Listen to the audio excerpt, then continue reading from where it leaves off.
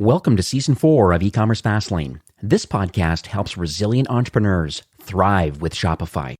And now on to episode 181.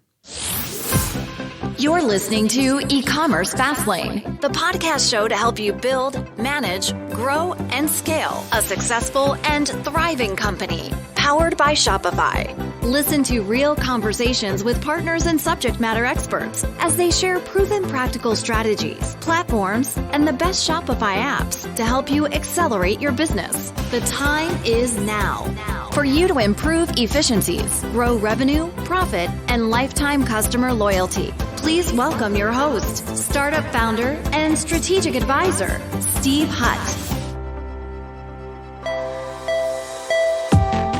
Today's podcast is sponsored by Frontend, a powerful storefront solution from the team at Shogun. If you're tuned into the e-commerce space, and you likely are since you're a subscriber here at Ecommerce Fastlane, you've no doubt heard about going headless or building a headless commerce storefront. And if you've gone as far as exploring some of these headless solutions, you know there's an incredible amount of info to wade through and to consider when making a storefront pivot. You may have heard that headless commerce means a move from a commerce-led to a content-led solution, or maybe you've heard that it represents a lean-in more towards an API-first approach. Either way, and as with any largely uncharted territory, it can be hard to work out what's growing faster, the technology or the terminology. The great thing about headless commerce is that it can get your Shopify store to load incredibly fast, eliminate the compromises when it comes to your brand's look and feel. You get full front-end control and flexibility, which will help you convert more of your website visitors. Amazing brands like Groove Life, Nomad, OneBlade, and so many more have taken their storefronts headless using Shogun's front-end platform. You can increase your conversion rate with a less than 1 second page load, and more importantly, you can empower your e-commerce team to manage content more efficiently with Shogun front-end. They truly are the next generation in e-commerce experience platform. Request a demo and see what the front end can do for your Shopify brand. You can check them out at getshogun.com. That's GETSHOGUN, getshogun.com/front end for more details. Well, hey there, it's Steve, and welcome back to the Ecommerce Fastlane podcast. Now, if this is your first time listening, this is an e-commerce show where we have honest and transparent conversations about building and thriving with your store powered by Shopify or Shopify Plus. New episodes are available twice weekly with your favorite podcast players like Apple Podcasts, Stitcher, Google Play, Spotify, and many more. You can also stream current episodes, including a very relevant back catalog. So if you're looking to grow and scale, check out some of the back catalog. You can go directly to ecommercefastlane.com. Now, on today's episode, my guest is David Sobey, who is the co-founder and CEO from a company called Happy Returns. Now, Happy Returns is a returns software and, I'll add, a reverse logistics company that is tackling the painful challenge of returning products that have been purchased online. Its mission really is to make returns beautiful for shoppers, the retailers, that's us, and the planet. So it really is a great conversation. There's a ton of learnings. Please make sure you also listen to the end of the episode because there is an amazing exclusive kind of listener-only bonus that many people listening today could take this offer up on. So hi, David. Welcome to Ecommerce Fastlane. Thanks, Steve. Appreciate you having me. Oh, my pleasure. So I mentioned a little bit at the top of the show here, but on a high level, what does Happy Returns do and what sort of problems are you aiming to solve for Shopify store owners and brands? Yeah, so as you described in the mission, and as folks can probably guess from our name, we're tackling the challenge of returning products purchased online. When we talk about beautiful returns and making them beautiful for shoppers, retailers, and the planet, a beautiful return actually means something slightly different for each one of those stakeholders. So for shoppers, a beautiful return is one that's friction-free, meaning specifically it doesn't involve printing labels or packing up boxes or taping boxes. Or really important for shoppers, a beautiful return doesn't involve waiting for the item to go back through the mail to receive a refund or have an exchange order triggered.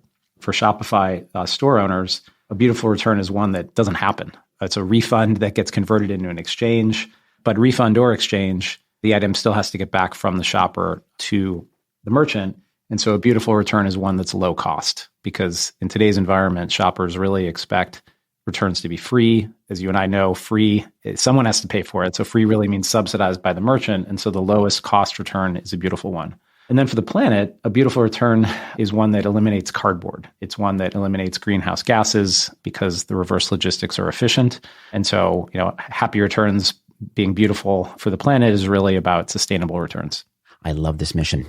So let's talk about the journey. It's always fascinating to me, and I mention it every episode, but like why people choose to build what they build. It's so interesting to me, the problems that people are solving. From your perspective, being a co-founder of this brand, like what do you believe uniquely positions you and your co-founder on a couple points? Number one, to have the desire to want to tackle this problem. And number two, to have the expertise to even create this platform. Yeah, that's a great question. How do you get into the least sexiest part of e-commerce, right? So the story, and I'll keep it brief, but my co-founder is Mark Geller. Mark and I met a decade ago. We were working at a flash sale retailer here in Los Angeles called Hotlook. And if you know the Hotlook story, we ended up getting acquired by Nordstrom. I was leading the marketing team at the time. Mark was in charge of the mobile team. And one of the programs that we worked on together after the acquisition was letting Hotlook shoppers buy online, because we were an online-only business, and return products to Nordstrom Rack stores. And the insights that we gained building that program, it's still in use today. It's called the Return to Rack program. The insights we gained building that are what led to founding the company. And in simple terms, it was if you give online shoppers the choice, return via mail or return in person to a store, they overwhelmingly prefer to return in person to eliminate the hassle and weight of returns by mail. And then Nordstrom Rack in the equation loved the program because we were driving shoppers that had bought online into the Rack, became a great source for new customer acquisition. I had left the company. Mark and I were having lunch because we were just friends, and he was telling me about the success of the program. And he said, "Hey, we're going to drive 2 million visits into Nordstrom Rack stores, and customers love returning this way, and they actually will choose to buy on Hotlook rather than some of our competitors because of this program." And that was really the light bulb moment for us, as we thought, wow, who knew, right? Who knew that this was such a friction point? And when we went out to raise money, for the business initially, we said, we're just going to replicate this case study. We're going to build buy online, return to store for retailers without stores, recognizing that there are going to be a lot more Hotlooks in the world, meaning digital natives or folks that don't have a store network and that don't have the luxury of a parent company like Nordstrom. And so that was really the mission when we started. Kind of fast forward to today, the surface area that we're tackling has expanded. As you characterized it at the beginning, it's return software and reverse logistics. We sometimes describe it as the operating system for e-commerce returns. And it's those two things working together that are really required to solve the problem. Yeah, and that's why I want to have you on today, because it is very, very unique. I think there's some interesting competitors in this space that, that assist. Even Shopify has made the odd acquisition here or there, trying to figure out returns management. And when I had the pre-interview with you and I learned more, I am front lines in e-commerce managing, $100 million brands, many of them. They have lots of returns, lots of exchanges, and trying to think about their customer experience and the post-purchase experience of returns and exchanges. It's on a lot of people's minds. When I heard about Happy Returns and how unique you're positioning it and the partnerships and the alignment you're having, it truly is beautiful the way you're doing it. And it's so unique. And so I'm glad to dig into this podcast to make sure people understand why you should not be bundled in together with others in what appears to be returns management solution. It's not just that. So please listen in for more information about your solution. And so, like you mentioned about a Hotlook, you've also done a little sneaking around. I understand you're also the former chief marketing officer at Revolve. Other notable kind of positions, I believe, in fashion and apparel. And so you kind of get it. You get the, the sizing issues and color, and just people just aren't happy. But they do like the brand that they shop with. It's just this particular purchase didn't work for them. And so, do you believe that maybe some of these experiences that you've had over these years, do you believe that's helping you form and I guess even build the Happy Returns platform? Yeah, absolutely. So the idea kind of came from Hotlook. As you mentioned, I went on to be the CMO at Revolve.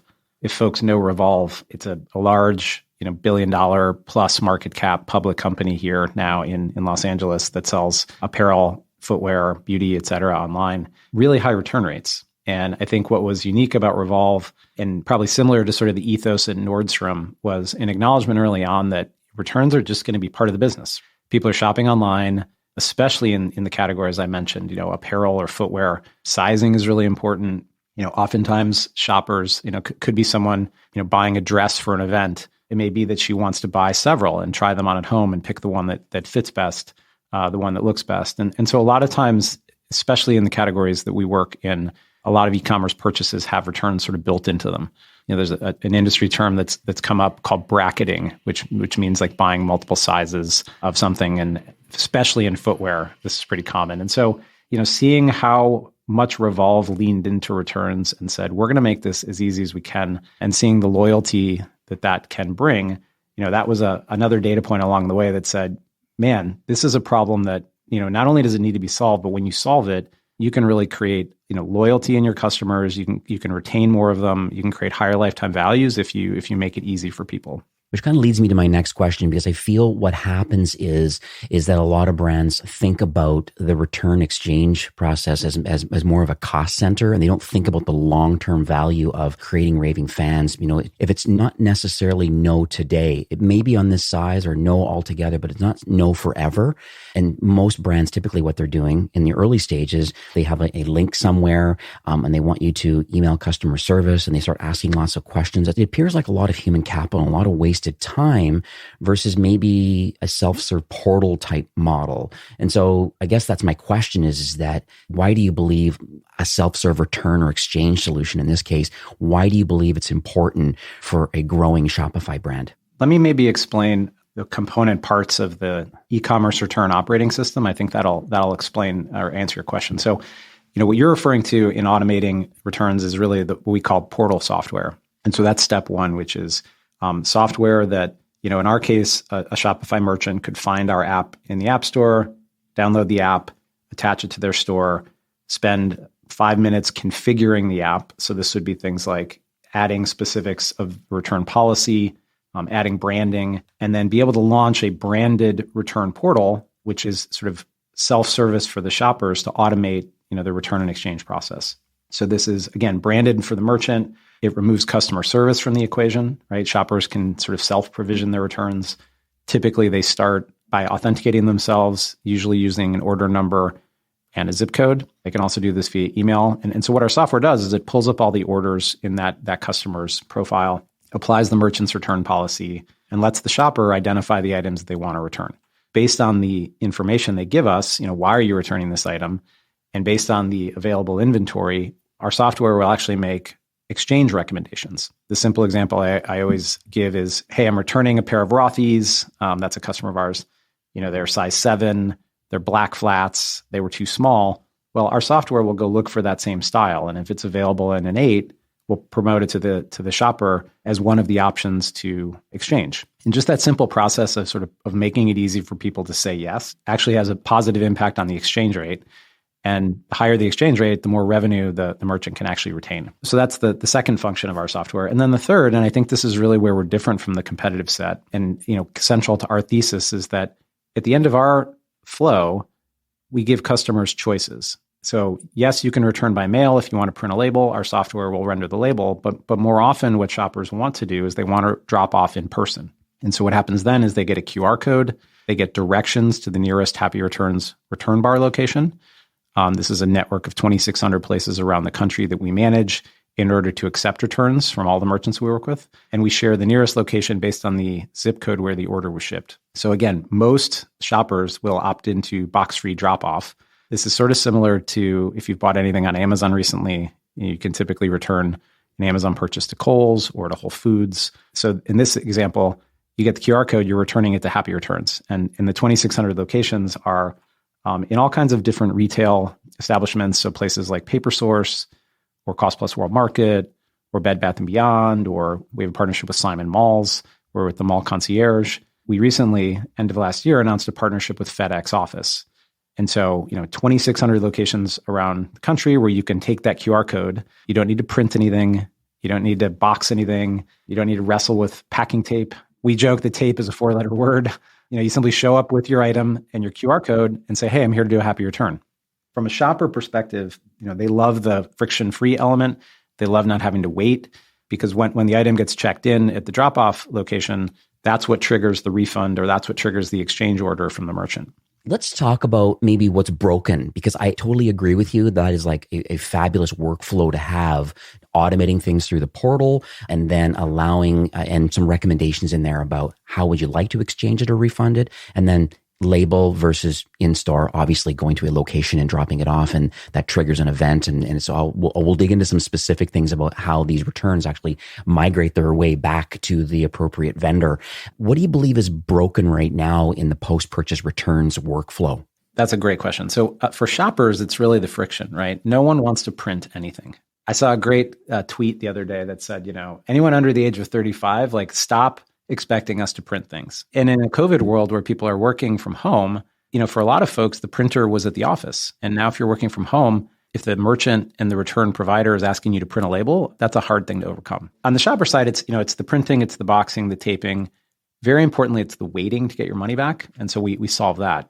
On the merchant side, and I think this is probably most relevant for listeners today, it's really about the cost. Refund or exchange the item has to get back. Today's environment, shoppers expect the merchant to subsidize this. They expect it to be free. And so this is where the reverse logistics side of what we do kicks in. So to continue with that Rothy's example, Rothy's customer drops the item off at a return bar. That pair of Rothy's gets put into a reusable tote. That reusable tote fills up during the course of the day with returns from other merchants.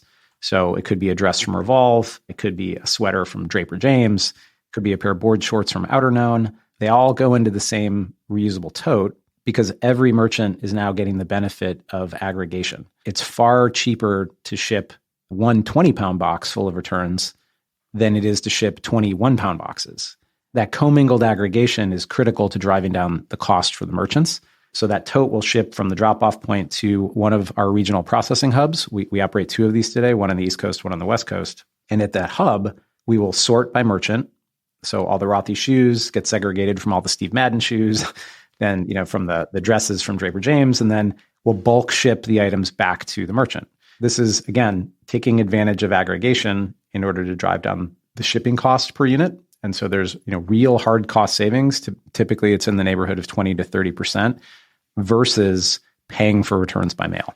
This is the part that I really wanted to make sure that people listening today, this is a big differentiator in the marketplace right now, because there are a lot of interesting solutions out there.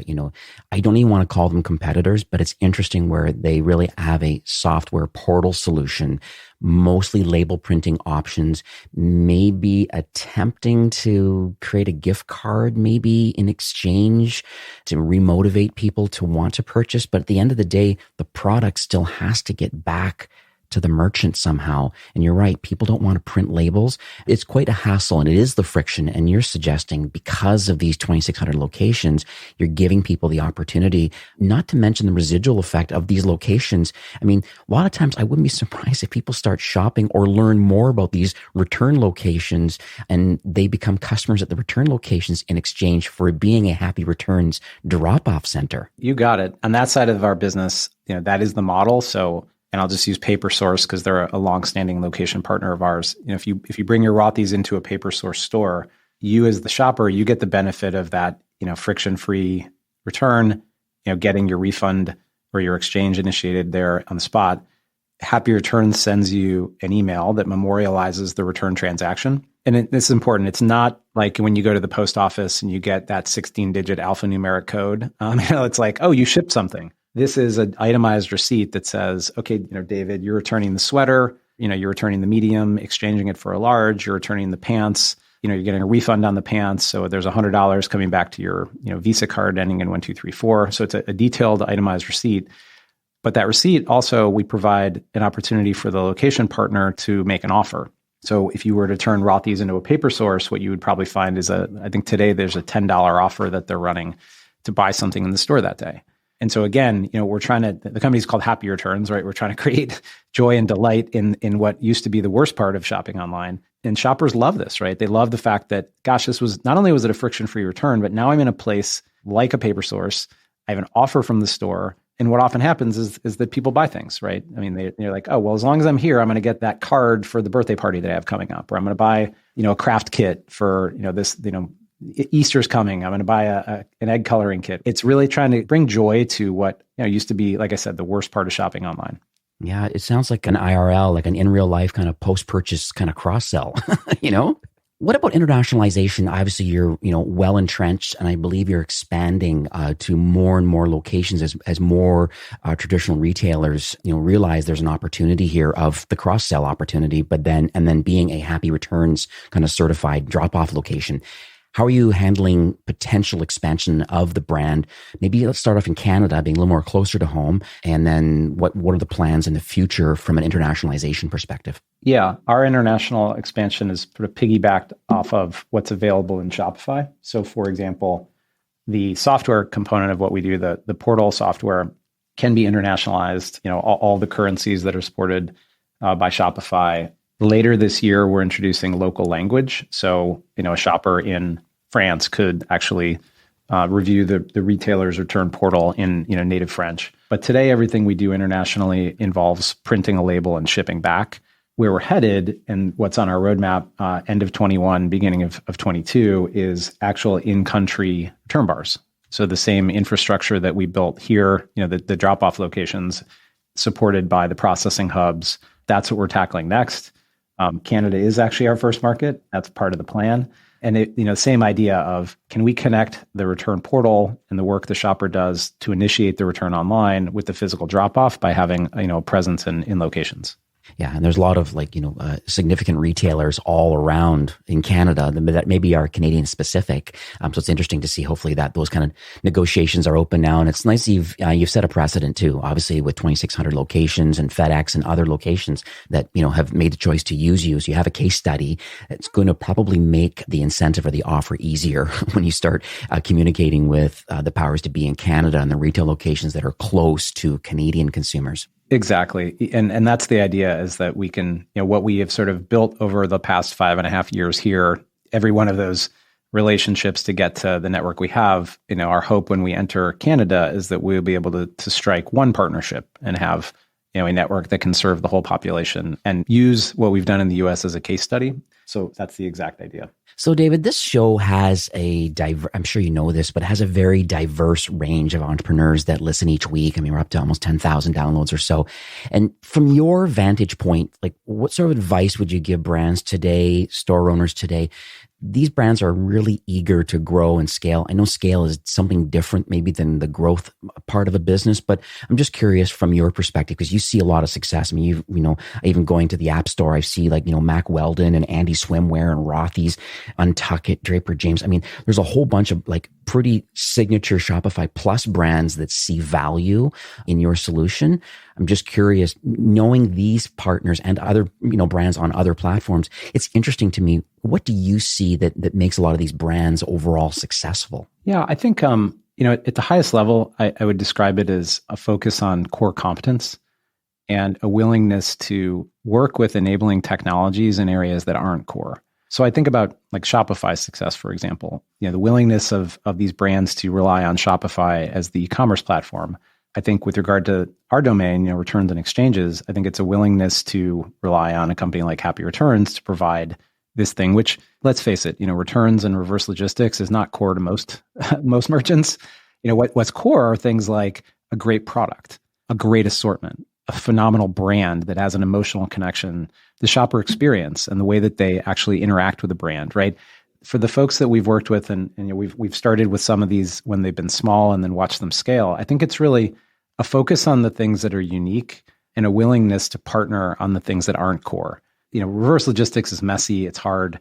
We've probably spent more time thinking about this problem than anyone in the world at this point. Been at it for 5.5 years. And so I think a willingness to say, hey, I want partners that can allow me to stay focused on the things that I know are going to drive long-term value in my business, which really ends up being product and customer experience, and a willingness to work with partners for the things that aren't. And I think you can see this, it's not just Happy Returns, but you see this in payment options. You see this in sort of marketing toolkits. There are a lot of other examples of businesses in the Shopify ecosystem that are, have figured out one part of the journey, and merchants that are scaling are trying to identify those best-in-class technologies and saying, in a way, it's freeing. It's like, I don't want to have to worry about this or be an expert in this because I have the right partner. I'm finding them in the Shopify ecosystem. I'm just going to be able to focus on the things which are unique and make me great as a company. I think it's part of that whole kind of plus technology partnership kind of group. There's, plus certified app partners.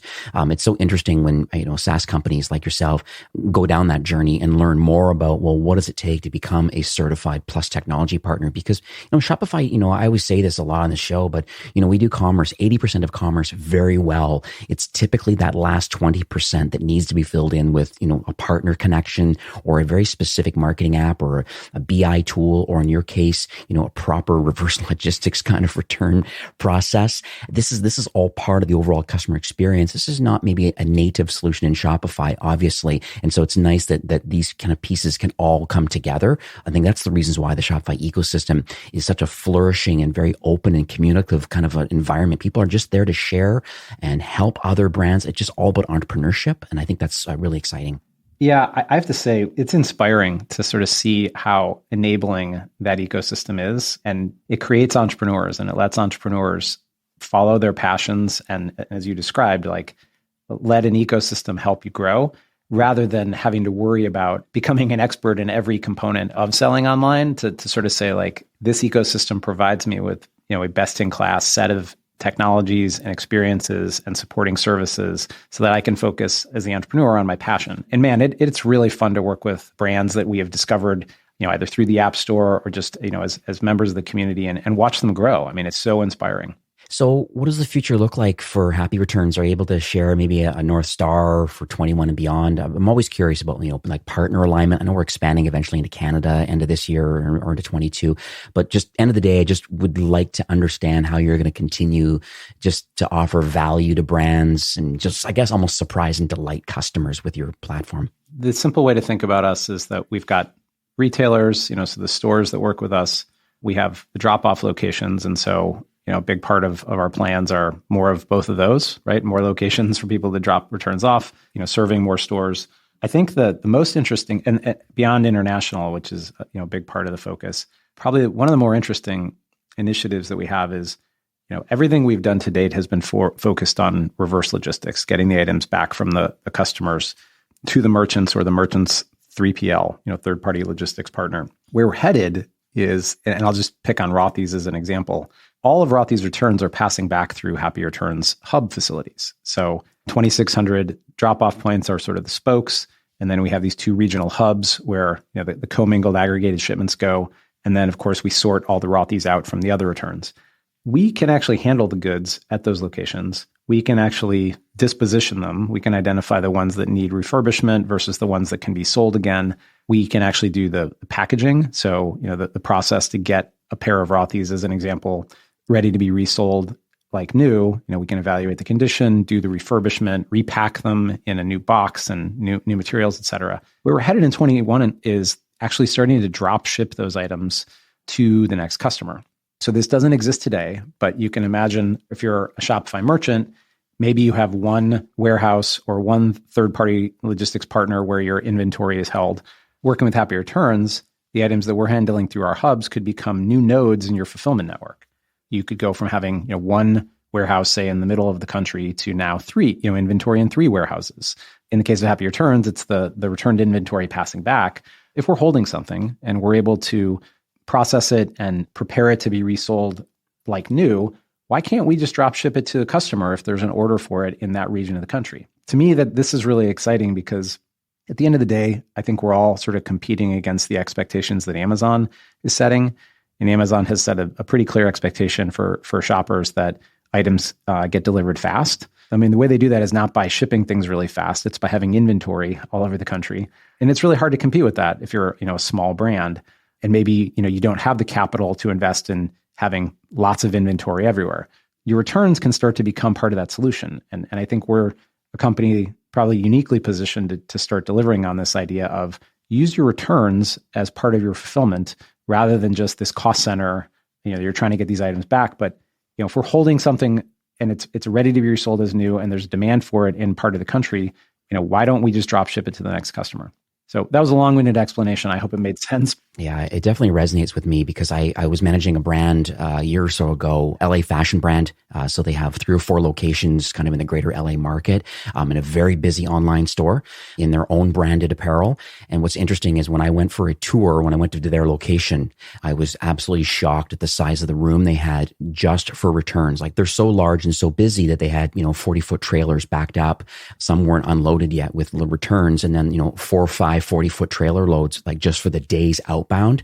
And so it was a pretty significant operation, kind of what they were doing. I could tell from the owner's conversations I've had with him is that it is a real massive pain managing returns. It's a necessary part of the business. He said, like refurbishing and repackaging. And there's, now there's COVID things and there's lots of craziness. And then, some people will wear things one time only and ship it back. And how do you note that in the customer record somehow in Shopify that maybe this is a habitual returner? There's lots of things to think about. And I know that particular part of his business was very stressful for him. And I saw the amount of people that are in that area, from steamers to different things. I mean, this is their own product. You're suggesting that maybe at some point in the future, Happy Returns will be able to, maybe handle some of the Rothy's returns, exchanges, and then actually like reship the product refurbished and perfect in the Rothy standard because it came back perfect. I'm looking at it from the brand's perspective where they are themselves the warehouse and they are accepting their returns back. It sounds like a solution like yours might be more interesting for them because it alleviates, I guess, some of the workload, the human capital of having to manage a full returns department, but then somehow thinking about the sync of if it's in a returns location owned and managed by Happy Returns, it's the real-time sync back to Shopify as part of their 3PL, or how they can push the order out knowing the inventory is now increased because we've just fixed one product or repackaged it. I'm sure you're thinking about these sort of things, but this is what's been on my mind recently too. Trying to come up with a more efficient movement of goods, trying to think about, fewer touches, trying to think about it all through the lens of customer experience and sort of speed of delivery. And logistics is a set of nodes in a network, and how can we use those nodes more efficiently is the big idea that we're trying to solve. Love it. So how can people learn more about Happy Returns? Great question. So obviously there's our website, which is happyreturns.com. There's a resources section of our website that has lots of great case studies, including some of the brands that we mentioned today. So there's a great case study about Draper James. There's one about Rothy's. There's one about Cuts Clothing, which is a brand we work with. There's all kinds of good customer testimonials and customer stories that hopefully for listeners, they may be able to find a brand, a store that sort of is similar to their business and hear about the experience that those folks are having. I would direct folks to the resources page of our website to learn more. Obviously, there's a solutions section that details information about the return portal, about the Return Bar network, that this is the drop-off network, and about reverse logistics. But that's a really good place to start. And there's a Shopify app. You can go to the App Store and just type in Happy Returns. You can locate that and install that, and that's interesting. Could I just give a quick pitch for that? So we spent a lot of time working on the presentation, a lot of time working on our video. So would love for folks to watch the video that's attached to our listing in the App Store. I think it does a really good job in less than 2 minutes explaining kind of what we do and how it works and the controls that we provide to merchants to really make it their own, to be able to customize, as I talked about earlier, the branding, the policy, et cetera. There's a fair amount of complexity in this process that we've really made simple. It is easy to get started. And I think, the listing and the video and the Shopify app marketplace are a great place to kind of be introduced. I will add that I'm going to put that exact same video, because it's on YouTube. I'm going to put it in your show notes also. But people are going to download the app anyway, so please watch the video in the App Store or on the show notes for this particular episode, because it will definitely be there. I love animated video, and I'll tell you, it's a lot harder than it seems to get a complex idea into an animated video. So I'm really proud of what we produced for the App Store.